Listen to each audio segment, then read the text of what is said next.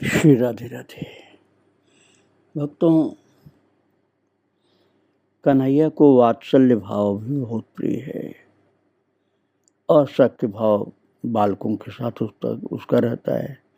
बालक भी उसके सखा हैं और कन्हैया भी सखा उनका। और जब सखा भाव होगा या वात्सल्य भाव होगा तो ऊधम तो होना ही है। और कन्हैया को ऊधम के अतिरिक्त जो कार्य प्रिय है, उनमें से जितने कार्य प्रिय हैं ऊधम के अतिरिक्त, उनमें से एक बहुत प्रिय कार्य है पूजा। अब ये बात दूसरी है कि पूजा किसकी की जाए।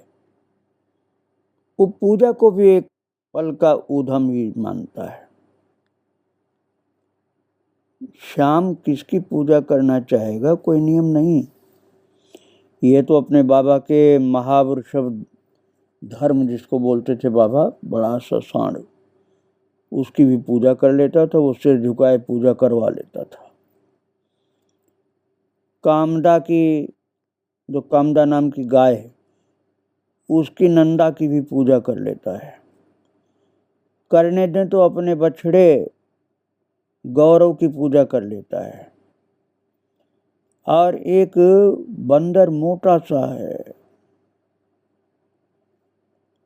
उसकी भी पूजा कर लेता है।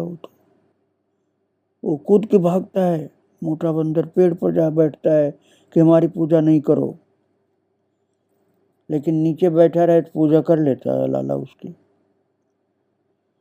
कृष्ण को पूजा छोटे देवता की प्रिय नहीं, छोटा देवता अर्थात शालिग्राम जी। बाबा ने जब कहा कि अरे शालिग्राम की पूजा कर, तू सांड की पूजा करता है, बंदर की पूजा करता है, गाय की पूजा करता है, चल ठीक है, लेकिन सांडों की भी पूजा करता है, बंदरों की भी करता है, शालिग्राम की पूजा क्यों नहीं करता? तो लाला मुंह बना लेता है, ये तो नन्हे से हैं, न बोलते हैं न खाते हैं, इनकी पूजा कैसे करें? उनको लगता है कि शालिग्राम जी स्वरूप मेरा ही है, मैं ही शालिग्राम हूँ, अपने को क्या पूजूं, मैं तो भक्तों को पूजता हूँ। वैसे मूर्ति की पूजा करनी हो तो दूसरे स्वरूप को ढूंढता है, जैसे शिवलिंग को ढूंढता है। लाला को लगता है कि शालिग्राम तो मैं ही हूँ, शिवलिंग की पूजा करूँगा। और शिवलिंग भी बड़े से हो तो ज़्यादा अच्छा लगता है उसको पूजा करने में, श्रद्धा से पूजा करता है। छोटे हो तो कहता नहीं, ये तो शालिग्राम जैसे हैं।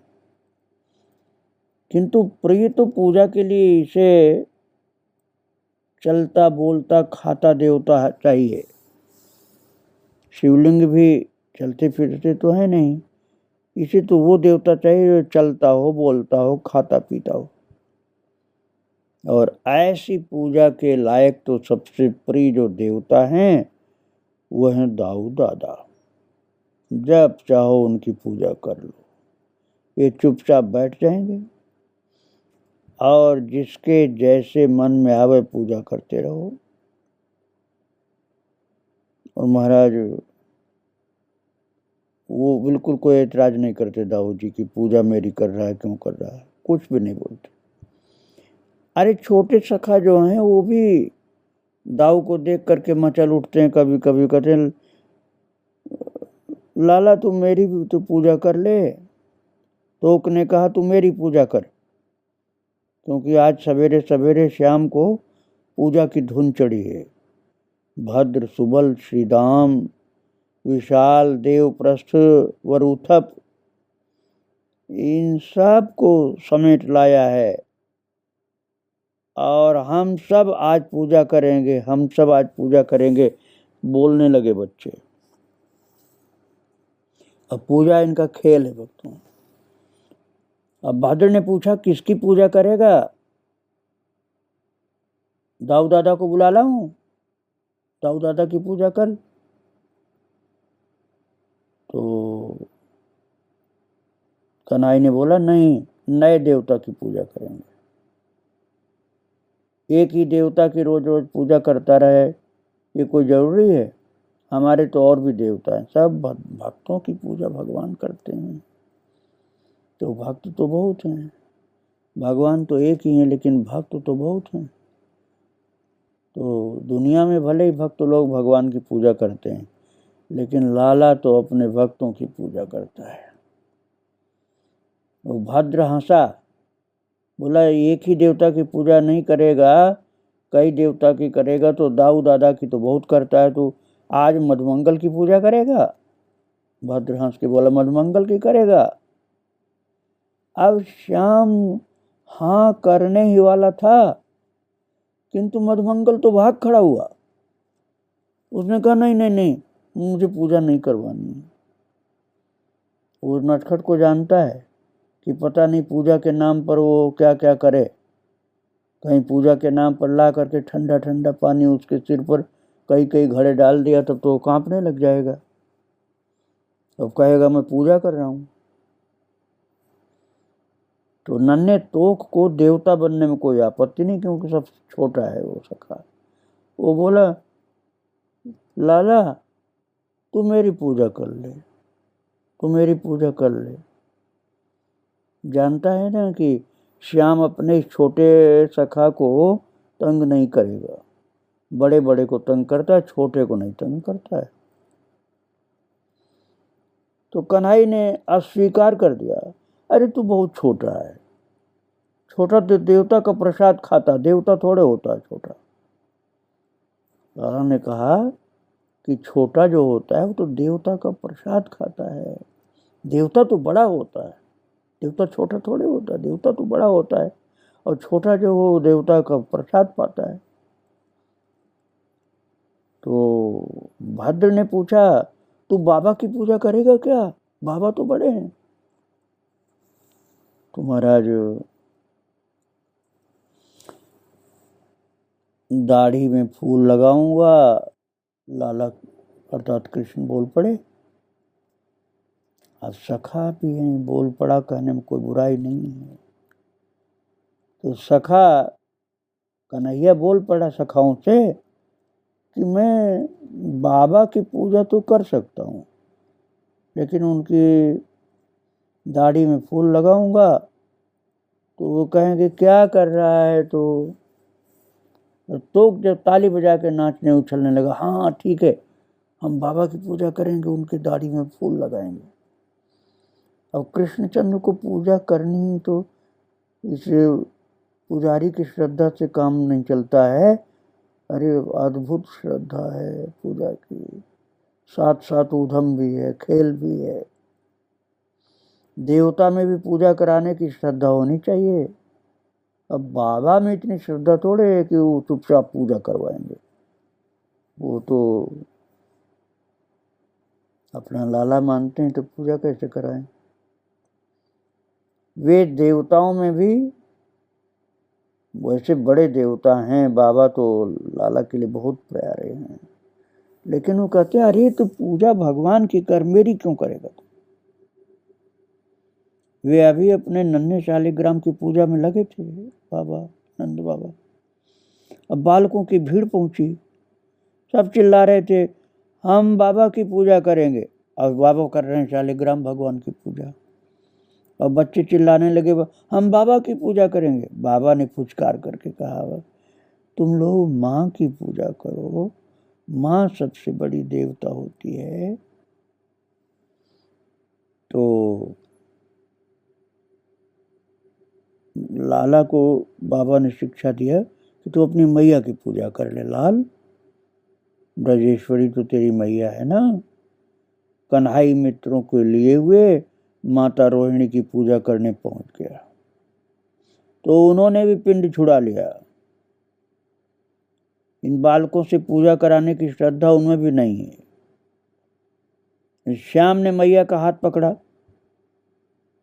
और कहा कि तू यहाँ बैठ, अब इसे पूजा करनी है, और ये भी कोई बात है कि जिसे देवता बनाने जाओ वही अस्वीकार करता है।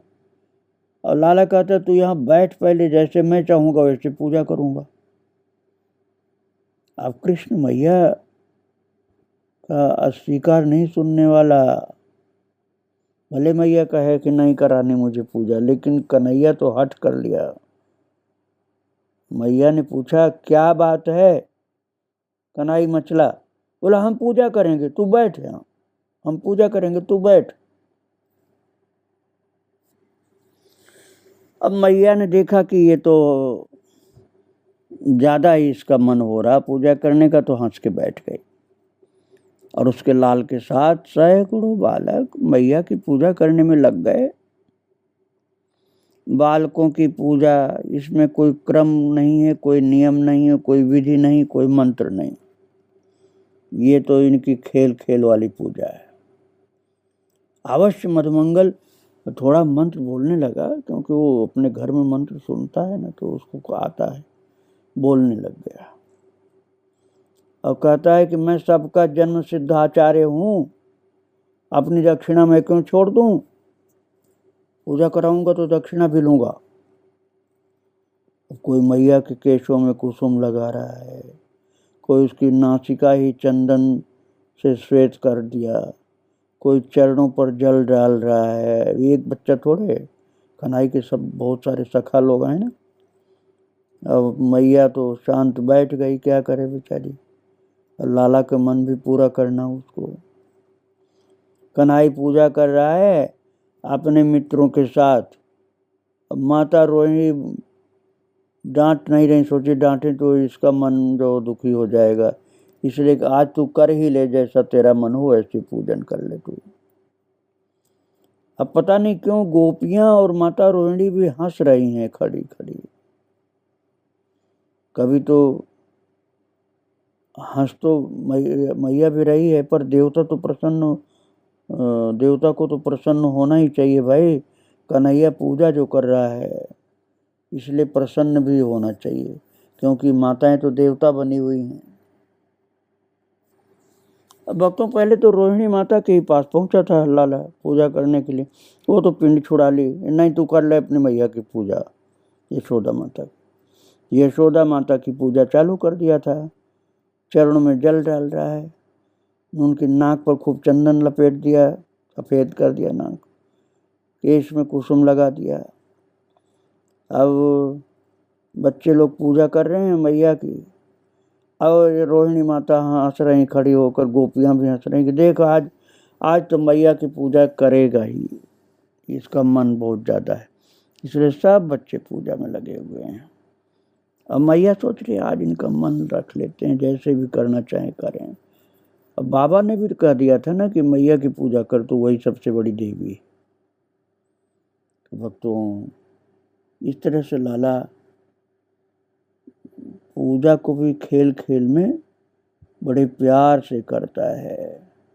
ऊधम भी कर लेता है बीच बीच में, ऊधम नहीं करे तो फिर उसका नटखटपन कहाँ जाएगा। तो नटखटपन भी उसका रहता है, और खेल खेल में पूजन भी करता है। दाऊ दादा की सबसे ज़्यादा करता है। मैया की पूजा या बाबा की पूजा तो कभी कभी किसी सखा की भी पूजा कर लेता है, नहीं तो दाऊ का, सांड का, बंदर का, सब का पूजन करके खिलखिलाता है, हंसता है।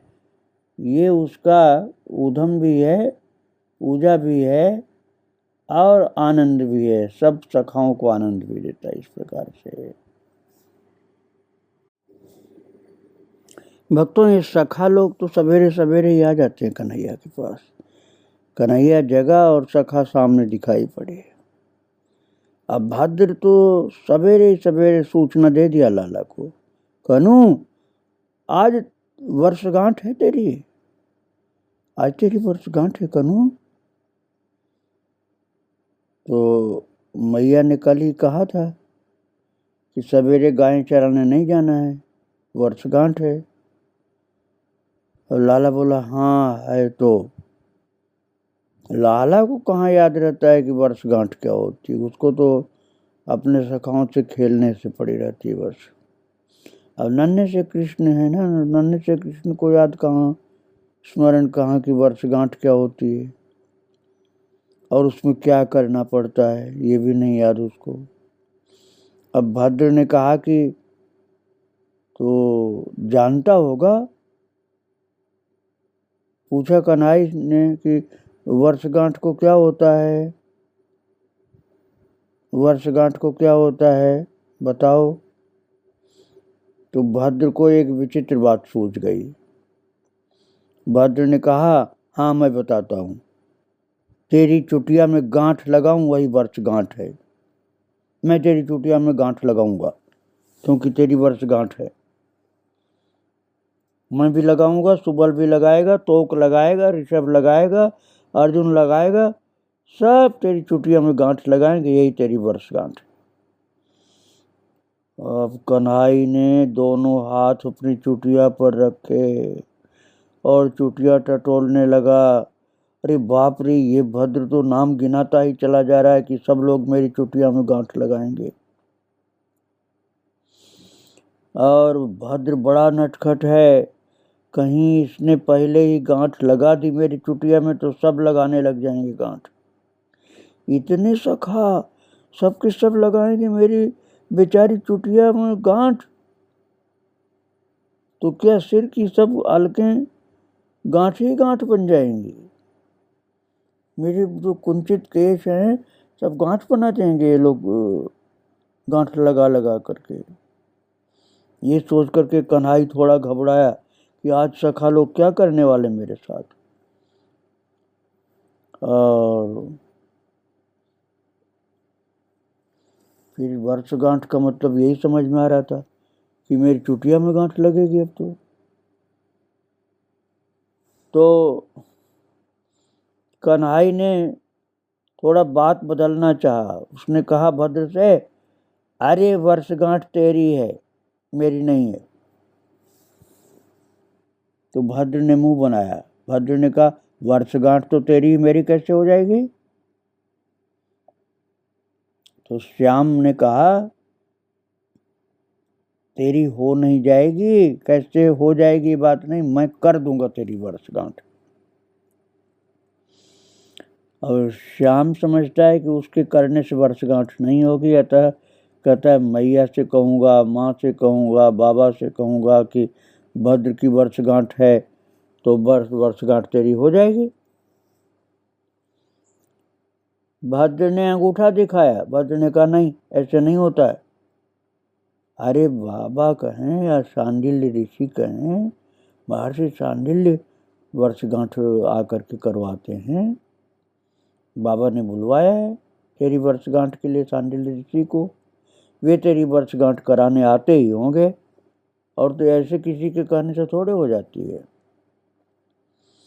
अब नंदनंदन को चिंता में पड़ गए लाल जी।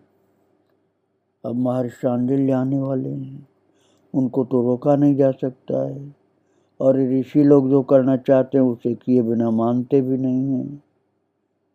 तब फिर क्या होगा? अब बात और उलझ गई। महर्षि शांडिल्य चुटिया में गांठ लगाएंगे तो सब ऋषि मुनि ब्राह्मण भी गांठ लगाएंगे मेरी चुटिया में। सब बूढ़े बड़े गोप लगाएंगे मेरी चोटी में गांठ।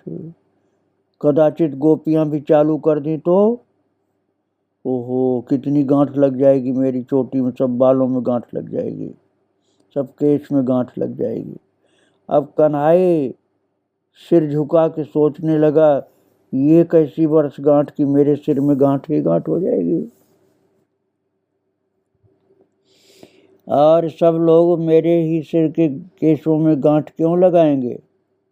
सब लगाएंगे तो अकेली चुटिया में लगाने से कैसे पूरा पड़ेगा? तब तो सिर के पूरे केशों में गांठ लग जाएंगे। ये भला उसी के सिर पर क्यों? दूसरे किसी सखा के ऐसी वर्षगांठ तो कभी आई हो ऐसे मुझे याद भी नहीं। तो भद्र ने कहा, अरे तू भूल जाता है, जल्दी भूलता है, और जो तेरे केशों में गांठ लगा देगा उसे तू नहीं भूल सकेगा, और सबको भूल जाता है। तो कृष्ण ने छुटकारा का उपाय देखा कि मैं नहीं भूलूंगा, किसी को नहीं भूलूंगा, गांठ लगाने की कोई जरूरत नहीं। तो भद्र से वो आग्रह पूर्वक कह रहा था, अच्छा अब भद्र की बात सटीक बैठी कि जो चुटिया का केश में पक्की गांठ लगा देगा उसे भूला कैसे जा सकता है। तो भद्र ने परिहास के स्वर में थोड़ा सा छिपा करके अपने को गंभीर बन करके कहा, शपथ खा, नहीं भूलेगा। अच्छा, मतलब ये था कि तू मुझे भूले नहीं तो मैं गांठ नहीं लगाऊं। कन्हई चौंका, शपथ? अरे भला शपथ किसकी खाऊं? लेकिन एक नाम उसे झटपट स्मरण आ गया, मामा कंस की शपथ, मामा कंस की शपथ। अब बात यह है ना कि शपथ झूठी हुई तो जिसकी शपथ लिया वो मरेगा, इसलिए मामा कंस की शपथ खा लिया लाला ने। चल, भाद्र कहीं ऐसे बुलावे में लेकिन थोड़े आने वाला। कंस की शपथ भी कहीं शपथ होती है? लेकिन भद्र ने मुख पर हाथ रख दिया, नहीं नहीं नहीं नहीं, इसकी शपथ खिलाना ठीक नहीं है। पहले तो भद्र कहने वाला था तू अपनी शपथ खा, फिर भद्र बोल पड़ा, नहीं नहीं नहीं नहीं, तू अपनी नहीं, मेरी शपथ खा ले। तो एकदम चौंका कृष्ण, बोला तेरी? उसने जोर से सिर हिला दिया। भद्र की, सखा की, गोपियों की, गायों की, अरे ब्रज के किसी एक तिनके की शपथ भी नहीं खाई जा सकती मुझसे। तो मैंने तो मामा कंस की शपथ खाने को ही कहा केवल। तो फिर भद्र अपनी बात पर अड़ गया कि फिर तो हम तेरी चुटिया में गांठ लगाएंगे। तो मेरी शपथ कर कि अपने को भूलेगा नहीं, तो फिर हम गांठ नहीं लगाएंगे। हम लोगों को भूलेगा नहीं, ये शपथ ले। भद्र का स्वर दृढ़ था। तो लाला ने कहा, नहीं भूलूंगा। मैया यशोदा के लाल के कमल दल विशाल लोचन भरा है, सखा की शपथ में नहीं ले सकता हूं।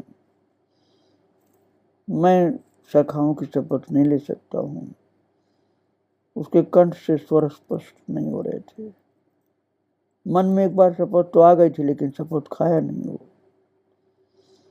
लाला ने कह दिया, नहीं भूलूंगा, किसी को नहीं भूलूंगा। गांठ लगाने की क्या जरूरत है? जो भी मुझे अपना कहेंगे उन सभी को याद रखूंगा, किसी को भी नहीं भूलूंगा।